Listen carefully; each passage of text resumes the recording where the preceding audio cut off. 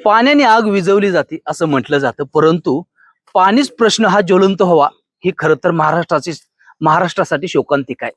खरं तर मी ह्या पुणे जिल्ह्यातील इंदापूर तालुक्यातील अकोले या गावामध्ये आलेलो आहे. खरं तर या ठिकाणी जर आपण जर पाहिलं, हा संपूर्ण जनसमुदाय हा जमाव हा जो जमलेला आहे, कुणी बोलवून घेतलेला जमाव नाही किंवा कुणी भाडे तत्वावर आणलेला हा जमाव नाही. हे जे संपूर्ण जमाव हा शेतकऱ्यांचा जमाव आहे.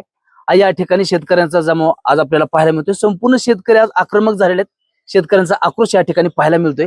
तर नेमका काय आक्रोश आहे, तर शेतकऱ्यांच्या शेतीसाठी जो येणारा जो पाण्याचं जे आवर्तन आहे, या ठिकाणी त्यांना वेळेत न मिळाल्यामुळं या ठिकाणी संपूर्ण ह्या अकोले गावामध्ये शेतकरी आक्रमक झालेत. नेमक्या त्यांच्या भावना काय आहेत ते देखील उद्या 10 तारखेला देखील या ठिकाणी रस्ता रोको देखील करणार आहेत. परंतु त्या रस्ता रोकोच्या पूर्वसंध्येला या ठिकाणी त्यांना प्रशासनाला काय सांगायचंय, नेमकी त्यांची प्रशासनाला काय मागणी हे आपण त्यांच्याकडून थोडक्यात जाणून घेणार आहेत. आपल्यासोबत काही या ठिकाणी शेतकरी आहेत, काही आंदोलनकर्ते प्रमुख आहेत. काय सांगाल एकंदरीत तुम्ही आज या ठिकाणी आक्रमक झालायत, या ठिकाणी तुम्ही जमलायत? मी भगवान खरतोडे सामाजिक कार्यकर्ता आहे. आमच्या खडकवासला जो कालवा आहे, या कालव्याला शेतीचं पाणी खूप आवश्यक आहे आणि ह्यांनी काय केलं की पिण्याचं पाण्याच्या नावाखाली आमचं पाणी दाबण्याचा प्रयत्न केला आहे. सगळ्यात महत्वाचं म्हणजे आम्ही उद्या 10 तारखेला रास्ता रोको करणार आहे. याच्यामध्ये सगळ्यात महत्वाचं शेतीचं पाणी. दुसरं, ज्यावेळेस आमचं आवर्तन येतं त्यावेळेस कोयता गँगची दहशत दाखवली जाते आणि त्या कोयता गँगच्या नावाखाली पायपा फोडले जातात. कोयता गँग कशासाठी? शेतकऱ्यांना भीती दाखवायसाठी. कोयता गँग कोण आहे?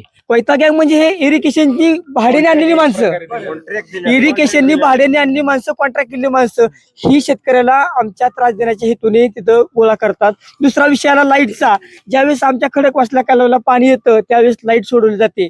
मग ही लाईट कशाला सोडवायची? पाणी कशाला सोडवायचं? म्हणजे पाणी मिळते कशाला आम्हाला? फक्त बघायलाच का? आज जर आपण दौंड तालुक्यामध्ये, बारामती तालुक्यामध्ये, हवेलीमध्ये जर पाहिलं तिथं वड्यांना पाणी वाहतंय. मग हा इंदापूर तालुक्यावरती पिण्याच्या पाण्याची आम्हाला वेळ का आली? आज शेतीची आमची पिकं बघितली 90% पिकं जळायला आमची. मग आम्ही करायचं काय? ह्याच्यामुळे हा शेतकऱ्यांचा आमचा आक्रोश झाला आहे. म्हणून आम्ही उद्या 10 तारखेला रास्ता रोको केला आहे. आम्ही देशमुख साहेबांना काल भेटायला गेलतो, मी स्वतः भेटायला गेलतो, आमचे काही लोक बी होते. देशमुख साहेबांना सांगितलं की पाणी बाबा प्यायलाय, जर धरणामध्ये पाणी शिल्लक आहे, आमच्या हक्काचं पाणी आहे. आम्हाला पहिलं जे आवर्तन दिलं ते फक्त 11 दिवस दिलं. आम्हाला 11 दिवस का? जर आम्हाला 30 दिवसाचं आवर्तन होतं तर खरीपातलं आम्हाला 11 दिवस दिलं, मग ते 20 दिवस पाणी गेलं कुठं? दुसरा मुद्दा होता की आम्हाला जे आवर्तन येतंय वरनं 1150, 1200, 1300 क्युसेकनी वरनं पाणी सुटतं या. मग आमच्या पैसे पाणी 240 देते. आम्हाला गरज आहे 400 क्युसेकची. मग 240, 230 का क्युसेक आम्हाला मिळतं या? तर का ते वरचं सगळं मोकळं करतात आणि इंदापुराला फक्त इंदापूरमध्ये पाणी आलं की लाईटी सोडवा. 144 कलम लागू. कशासाठी? आमची विनंती एकच आहे, 144 कलम वरती लागू करा. ज्यावेळेस इंदापूरला पाणी येतं त्यावेळेस इंदापूरकरांच्या मोटर चालल्या पाहिजे, 2 वड्यानाला पाणी चाललं पाहिजे, शेतीला पाणी मिळलं पाहिजे आणि 144 कलम वरती दौंड, हवेली, पाटण लागू झालं पाहिजे. 144 कलम हा कसा लागू केला ह्या? 144 कलम जमावबंदी. शेतकऱ्यांनी जमू नये, संघटित होऊ नये. मग कशासाठी मला सांगा ना? जर इंदापूरला पाणी सुरू आहे, मग हे इंदापूरला 140 कलम नको.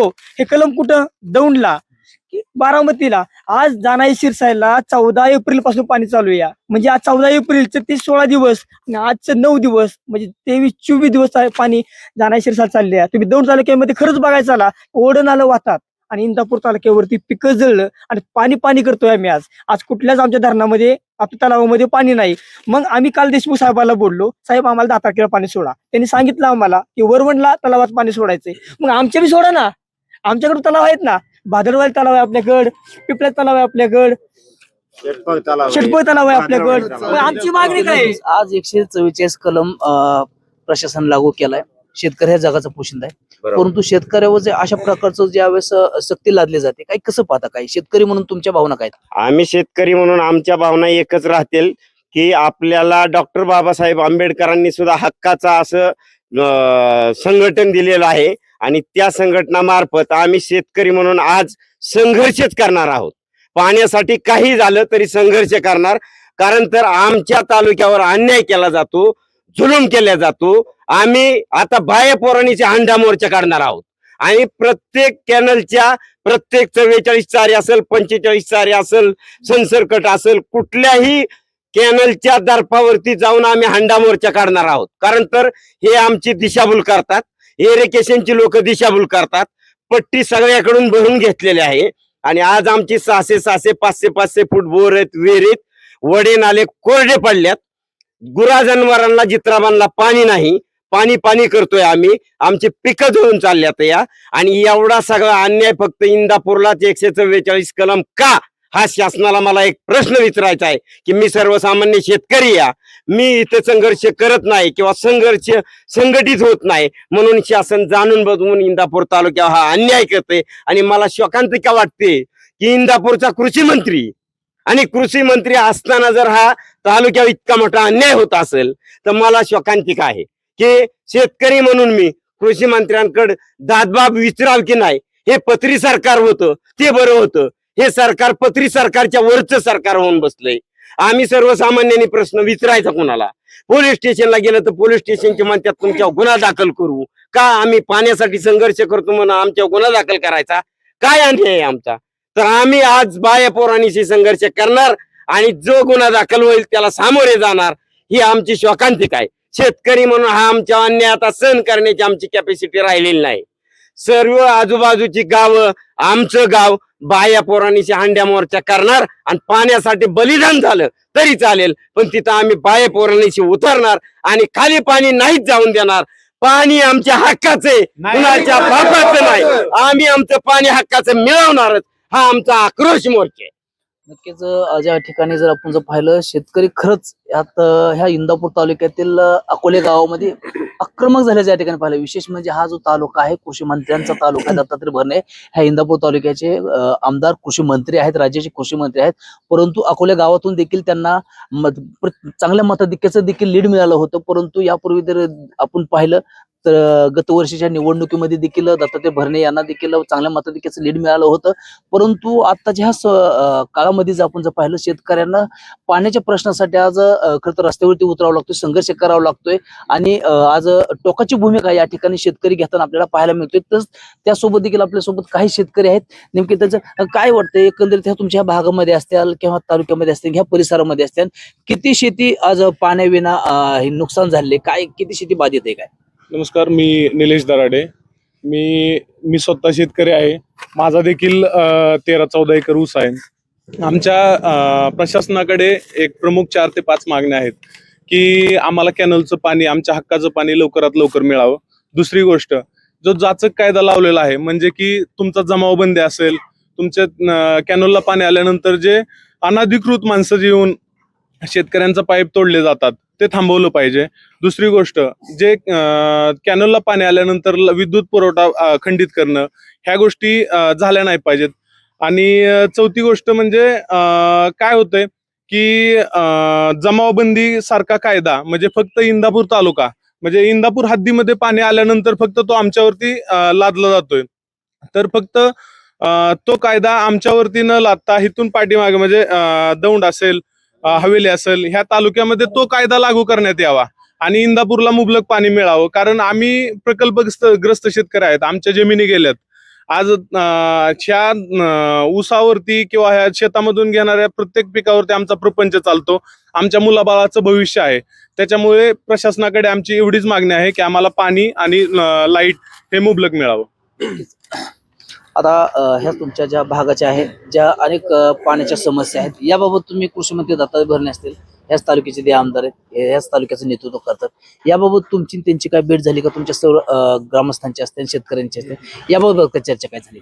त्यांच्याशी फोनवरती आम्ही बोललो, पण ते म्हणले 8 माय शेती करा, 12 माय शेतीच्या नादी लागू नका, तुम्हाला ऊस लावाय कुणी सांगितलं? असं जर एका कृषी मंत्र्यांनी बोललं तर अक्षरशः शेतकरी म्हणून आम्हाला लाज वाटते की ते स्वतः इतक्या मोठ्या शेती घराण्यातले असताना कृषी मंत्री पद आहे त्यांच्याकडे महाराष्ट्र राज्याचं, आणि एवढं असताना जर ते असे बोलत असतील तर सर्वसामान्य मायबाप जनतेने काय करावं आणि कुणाकडे दाद मागावे, हे सगळ्यात महत्वाचा विषय आहे.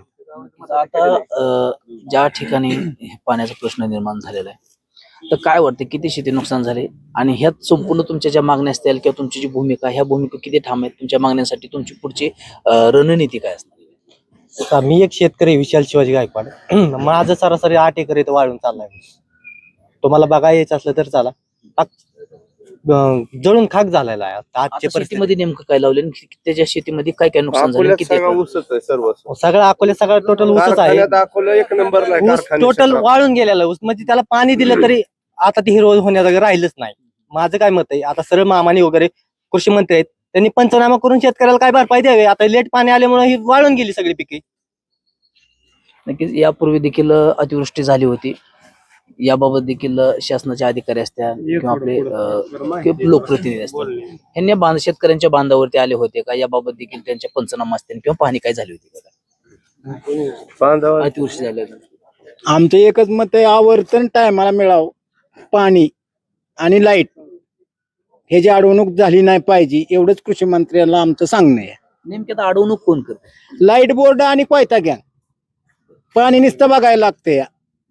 चालतंय. आज आपण जर एकत्रित पाहिलं या ठिकाणी जर नेमकी आता उद्या आंदोलन होणार आहे, नेमकी आंदोलनाची भूमिका काय, संपूर्ण मागण्या घेऊन देखील आज शेतकरी या ठिकाणी रस्त्यावरती उतरले आहेत. काय त्यांच्या मागण्या खरंच पूर्ण होणार का? जर मागण्या जर पूर्ण होत नसतील तर त्यांची पुढची भूमिका काय काय तुमच्या जर संपूर्ण ह्या मागण्या जर मान्य नाही झाल्या किंवा यामध्ये जर मागण्या जर पूर्ण नाही झाल्या किंवा तुमच्या आज मागणीला जर प्रशासन असेल किंवा दाद नाही दिली तर तुमची पुढची भूमिका काय असणार?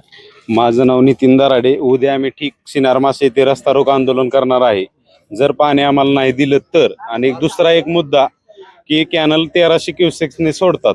इंदापूर तालुक्याला 400 क्युसेक्स पाण्याची गरज असताना हे देतात 200 क्युसेक्स.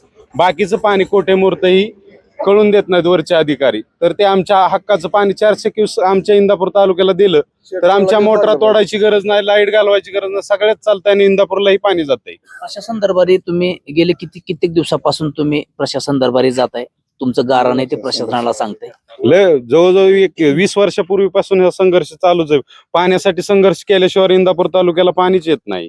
आणि बारामती तालुका असेल, दौंड तालुका असेल, मुबलक पाणी वापरतात. आणि हवेली पुन्हा तिथं कोयता गँग नाही, लाईट घालवत नाही, काय घालवत नाही. सगळं इंदापूर तालुक्याला पाणी आलं की लाईट बंद, तहसीलदारच्या ताब्यात, कलेक्टरच्या ताब्यात असं दमदाटी करून पाणी नेतात इंदापूरला. आणि आम्ही विचारायला गेलं की इंदापूर तालुक्यासाठी किती दिवस पाणी, ते म्हणतात 10 दिवस, 8 दिवस, 12 दिवस, आणि मोटर चालून देत नाहीत. एकंदरीत जर पाहिलं तर हे इंदापूर तालुक्यातील अकोले ह्या गावातील शेतकरी आहेत, तसंच ह्या पंचक्रोशीतील देखील हे शेतकरी आहेत. परंतु आज विशेष म्हणजे सांगायचं झालं तर हा इंदापूर तालुका कृषी मंत्र्यांचा तालुका आहे. परंतु याच तालुक्यात आज जर अकोले गाव असेल किंवा संपूर्ण इंदापूर तालुक्यात अनेक ठिकाणी अशी परिस्थिती आपल्याला पाहायला मिळते. परंतु इंदापूर तालुक्यात कृषी मंत्र्यांच्या गावाचा अशा प्रकारची परिस्थिती पाहायला मिळत असेल. खरंच तर ही इंदापूरकरांसाठी एक शोकांतिका म्हणायला लागेल. परंतु आता येणाऱ्या काळामध्ये आता ह्या संपूर्ण शेतकऱ्यांच्या मागणीकडे आता प्रशासन असेल किंवा कृषी मंत्री दत्तात्रय भरणे असतील, हे कशा प्रकारचं पाहतात आणि शेतकऱ्यांचे जे प्रलंबित जे प्रश्न आहेत ते नक्कीच येणाऱ्या काळामध्ये सोडवणं का, शेतकऱ्यांना पाणी मिळणार का, हे देखील पाहणं अधिक महत्त्वाचं ठरणार आहे. सुंदर कुसाळकर, LS मराठी, इंदापूर.